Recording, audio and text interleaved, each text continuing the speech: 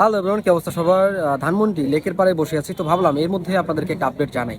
আমাদের বাংলা ইন্ডাস্ট্রি কত দূর পর্যন্ত গিয়েছে বা আমাদের মেগাস্টার শাকিব খান এখন কোন পর্যায়ে পৌঁছে গেছেন সেটা আপনাদের সবার জানা উচিত।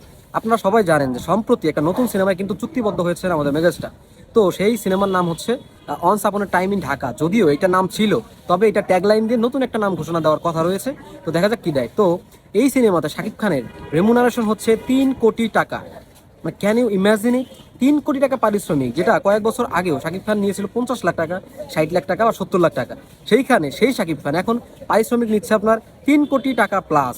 আর এই সিনেমা পরিচালনা করবে ছোট পর্দার পরিচালক আবু হায়াত মাহমুদ। তার কিন্তু এটা প্রথম সিনেমা, প্রযোজকেরও এটিই প্রথম সিনেমা।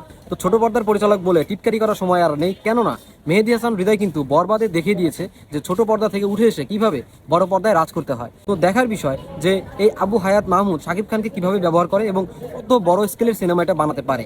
তো আমরা আশা করছি যে বরবাদের থেকে অনেক বড় স্কেলের এবং হাই কোয়ালিটি সম্পন্ন সিনেমা হবে, ইন্টারন্যাশনাল মানের সিনেমা হবে অনস আপন এ টাইম ইন ঢাকা, এই ট্যাগলাইনের সিনেমাটি।